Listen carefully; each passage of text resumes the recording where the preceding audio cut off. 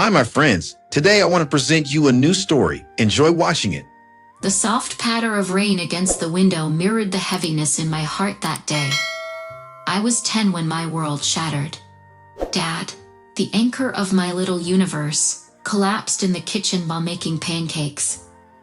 One moment, his laughter filled the air as he flipped the golden discs, and the next, he was on the floor, motionless. I screamed for Mom. Mom called an ambulance. The doctors came, examined my dad, and said something to my mom. She stood frozen, her face a mask of shock and disbelief. I stepped forward, gripping the banister. "What are they saying, Mom? Where's Dad?" She turned to me, her face pale and streaked with tears. He's gone, Jennifer. Your dad's gone." Her words hit like a tidal wave, sweeping away the ground beneath me. I clutched Milo tighter, the room spinning as I whispered, No, he promised. The weeks that followed were a blur. The house felt eerily silent without his laughter, his voice calling me Jen. I clung to Mom, seeking comfort, but she pulled away, lost in her own grief. "I'm doing the best I can," she snapped one day when I asked for help with my homework. "You need to grow up, Jennifer." I tried to grow up, but loneliness weighed me down. At night, I whispered to Dad's photo. "Why did you leave us?" 4 years later, Mom met Freddie. He came with a boisterous laugh and 2 children of his own, Ashley and Tyler. At first, I thought he'd bring some warmth back to our lives. But Freddie saw me as an inconvenience. "She's too sensitive," he told Mom once when I protested being left out of their family outings. Mom's response crushed me. "Don't be so dramatic, Jennifer." From that day, I learned to hide my hurt, but the ache of being ignored, of feeling like an outsider in my own home, grew unbearable. One rainy evening, Freddie's harsh voice echoed through the house. "Can't she go live with relatives? We've got enough mouths to feed." Mom didn't argue. She simply turned away, her silence louder than his words. I stayed up that night, clutching a small bag I'd packed, wondering if I'd ever belong anywhere. The rain hammered against the roof, as if the universe was crying with me. "I'll be fine," I whispered to myself. But deep down, I wasn't sure I believed it. I was 19 the day I packed my life into 2 worn suitcases. The air in the house felt heavier than ever, filled with Freddie's voice bellowing from the living room about something trivial.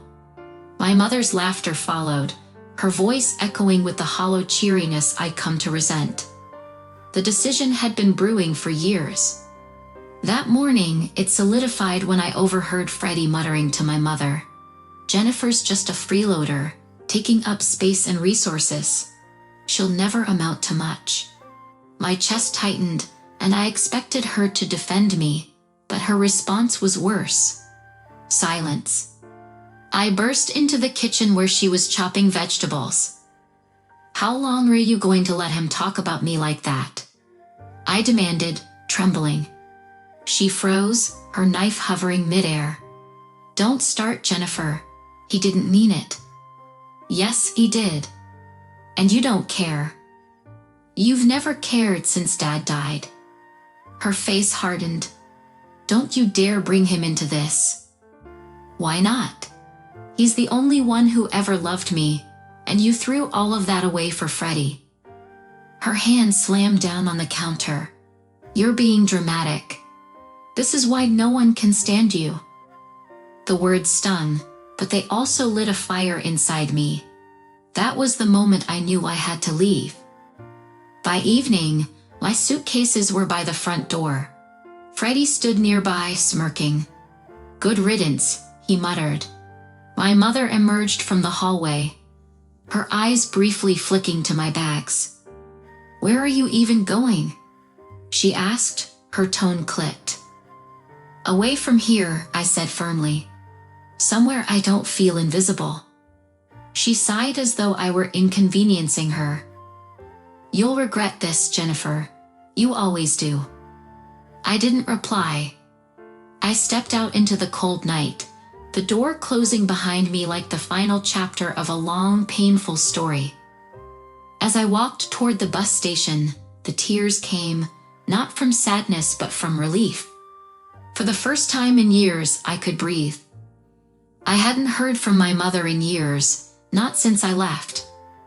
Then, out of nowhere, her name appeared on my phone screen. I stared at it, my stomach tightening, fingers hovering over the decline button. Against my better judgment, I answered. Jennifer. Her voice quivered on the other end. It's been too long. I didn't respond immediately. The silence was deliberate, letting her feel the weight of the years between us. Why are you calling? I asked finally, my voice flat. There was a pause. Freddie left, she admitted, her words spilling out like a dam breaking. And the kids, they don't talk to me anymore. I've been thinking about you, about us. I know I failed you, Jennifer. I'm sorry. Her words might have stirred something in me once, but now they felt like ashes. I'm getting married, I said coldly.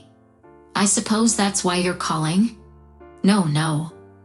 Well, I did hear about the wedding, she stammered. But I just want to be part of your life again.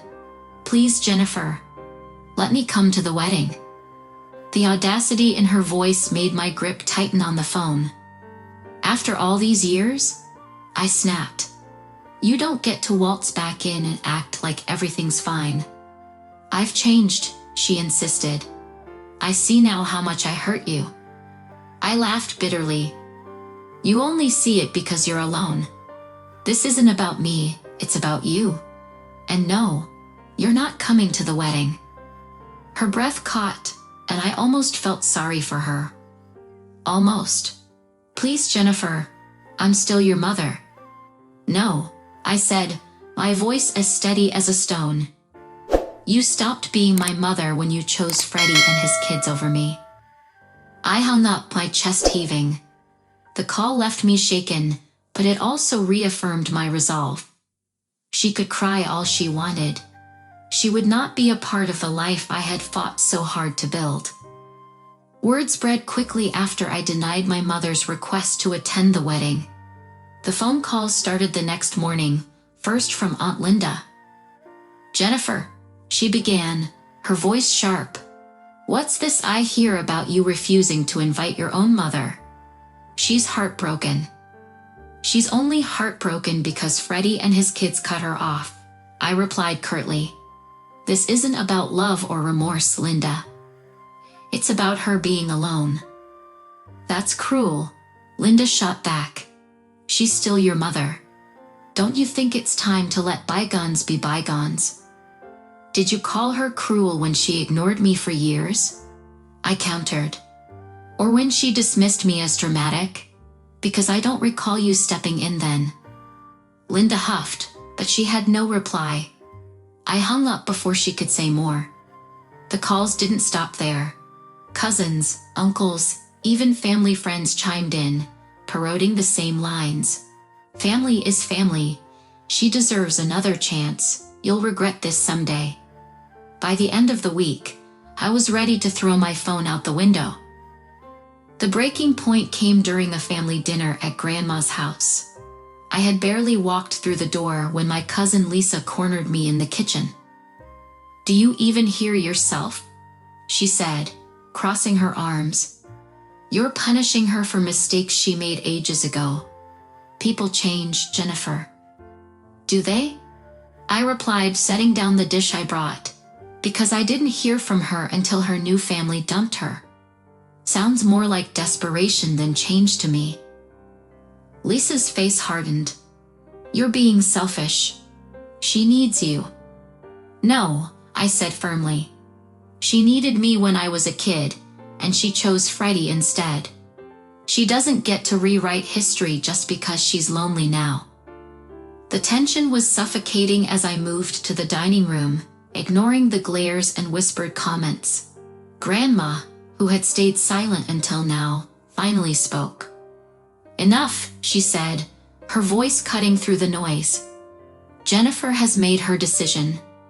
We will respect it. Though her words silenced the room, the divide in our family was painfully clear. They saw me as the villain, but I knew better. I wasn't the one who abandoned my child. Mom's attempts to reconcile didn't stop, but they did become less frequent. At first, there was the barrage of angry messages, words filled with accusations and self-pity. Then, over time, they softened. The venom drained, replaced by a quiet desperation. I'm lonely, Jennifer. Please call me. I let the messages sit in my inbox unread. Every one felt like a small crack in my resolve. But I couldn't risk slipping back into that pattern, that endless cycle of needing her approval, only to be left empty once again.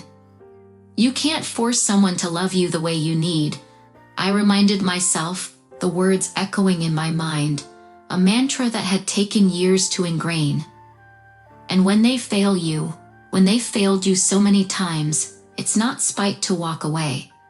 It's survival. Jennifer, don't let her pull you in again, my fiancé Ashton said one evening, sensing the internal battle I was fighting. We were sitting at our kitchen table, the soft light from the pendant lamp casting shadows around us. His voice, always so calm, cut through the storm inside me. I'm not going to call her Ashton, I replied, my voice steady but firm. I've been here before.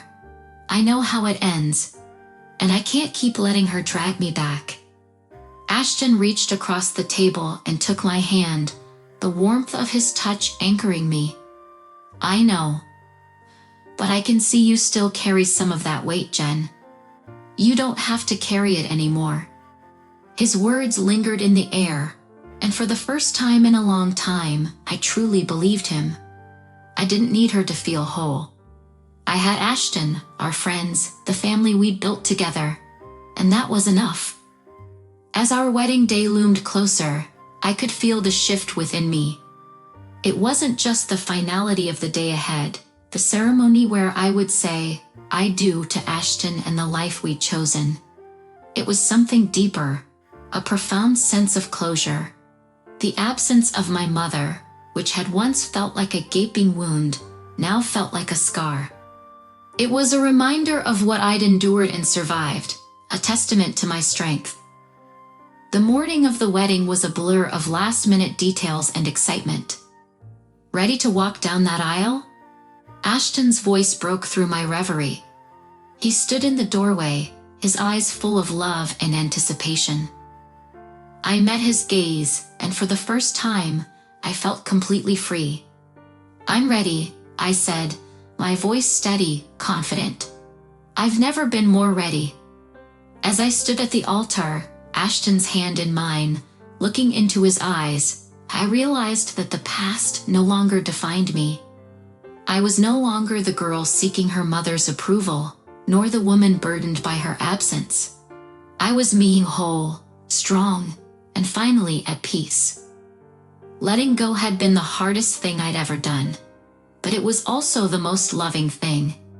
Friends, what do you think of this story? Write your opinion in the comments. Would you like more stories?